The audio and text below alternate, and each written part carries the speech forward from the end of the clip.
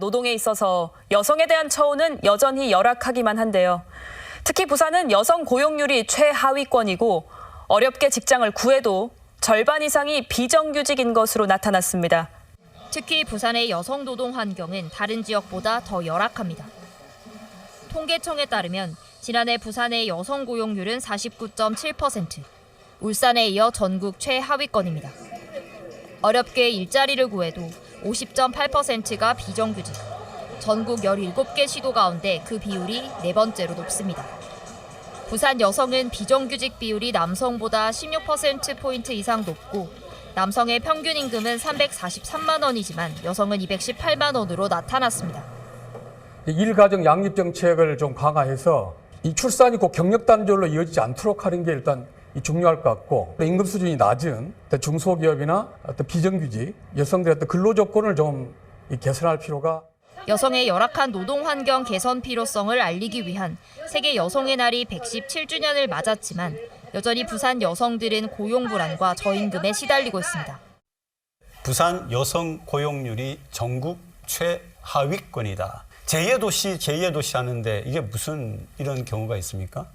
지금 부산 같은 경우에는 여성 고용률뿐만 아니고 전체 고용률 자체가 지금 지역 경기가 이제 침체가 되다 보니까 거의 최하위권을 지금 벗어나지 못하고 있는 그런 좀 열악한 상황입니다. 그 중에서도 여성 고용률 중에서도 지금 보면은 저희가 주목해야 될 주요 지표 중에서 비정규직 비율이 지금 50.8%로 지금 울산에 이어서 이제 저희가 두 번째로 최하위권을 지금 벗어나지 못하는 부분인데, 결국에는 산업 구조가 부산이 그동안 전통적으로 소규모 제조업을 위주로 이제 그 형성이 됐던 산업 구조다 보니까 상대적으로 여성 고용률이 높은 서비스업이나 이제 IT 기술 이런 3차 산업이 좀 더 저희가 부산시에서 지금 주력을 해서 앞으로 저희 먹거리를 찾기 위해서 노력은 하고 있지만 아직까지 부족한 상황이기 때문에 이렇게 저 여성 고용률이 좀 낮지 않나 하는 그런 생각을 하고, 그리고 또 이제 육아나 이제 가사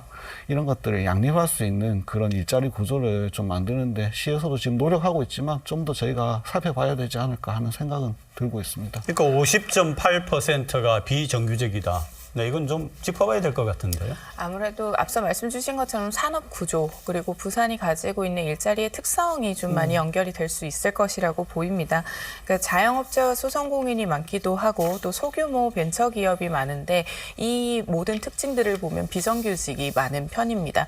더해서 업종 또한 산업구조의 75%가 관광업에 의존을 하고 있는 현재 우리 부산의 산업구조에서는 숙박이나 또 음식점업 그리고 서비스업 중에서도 조금 영세한 서비스업이 많을 수밖에 없는 구조입니다. 그러다 보니 비정규직에 대한 수요가 더 높을 수밖에 없는 상황이고요. 이제 그러다 보니 이 관광계와 그리고 마이스 산업과 같은 서비스 구조에서 고용 창출의 부가가치가 좀 낮은 부분 때문에 새로운 산업을 계속해서 끌고 오려고 하는 시의 노력이 있는 것으로 보입니다. 그러니까 뭐 금융에 대한 부분을 집중을 하는 이유는 단순하게 또 봤을 때는 일자리에서는 금융보험업이 가장 임금이 높은 부분으로도 보이기도 하고 또 정규직이 많은 편이기 때문에 인구 구조에 맞춰서 보다 좀 더 매력도 있는 일자리를 제공을 하고 좀 더 정규직에 대한 안정적인 일자리를 보장하기 위해서는 산업구조 개편이 가장 심각한 것으로 그러니까 보입니다. 지금 얘기하신 거 들어보면은 이제 젊은 여성층이 안 그래도 이제 부산에서 인구가 자꾸 타지로 유출을 한다고 이야기를 했는데, 이제 여성 고용 문제를 우리가 얘기할 때 가장 중요하게 보는 게 이제 남성과의 차별이거든요. 임금이라든지 채용 조건이라든지 이런 데서 혹시 차별은 없습니까? 부산뿐만이 아니고 저 우리나라 이제 그 남녀 임금 격차를 보면 OECD 국가 중에서 이제 임금 격차가 가장 큰 나라로 가장 큰 나라예요. 네, 그렇게 지금 발표되고 있습니다. 부산 같은 경우에는 여성 임금이 남성 임금보다 24.9% 평균적으로 낮은 걸로 그렇게 지금 조사가 되고 있는데, 결국에는 기업 입장에서는 제 일과 그리고 육아를 양립해야 되는 여성의 입장, 그리고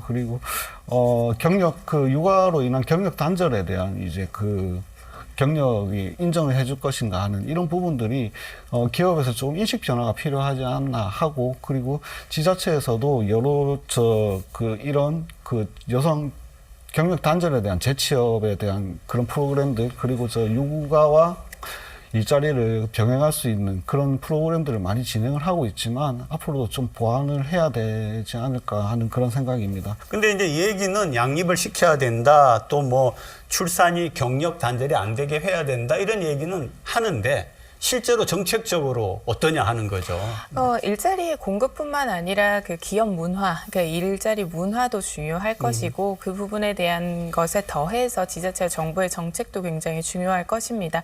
그러니까 앞서 말씀 주신 것처럼 임금 격차가 전년도 기준 71%로 이렇게 좀 기록이 되어서 여성의 시간당 평균 임금은 18,502원인데 남성은 26,042원이라고 이제 발표가 되었습니다. 즉 같은 노동을 하더라도 같은 일을 하더라도 임금의 격차가 70%가 난다는 것인데 이 부분은 또 정책적으로 접근을 해야 되겠습니다만 최근에 좀 흥미로운 지표를 보면 그동안 여성 경제활동의 참가율이 이제 M자 곡선이라고 해서 네. 그러니까 굉장히 하향되는 지점이 35에서 39세 사이였는데 이 부분이 차츰 완화되고 있다라는 것입니다. 완화가 되는 이유는 다양한 유연근무제 확대와 그리고 육아휴직과 출산휴직 등 이렇게 일생활 균형을 좀 맞춰주기 위한 정책들이 활발하게 이루어지면서 그러니까 아무래도 유연근무제나 휴직을 자유롭게 택할 수 있는 이런 환경 덕분에 그래도 좀 많이 나아지고는 있습니다만 여전히 경력 단절에서도 가장 높은 나이 연령대는 35에서 39세입니다.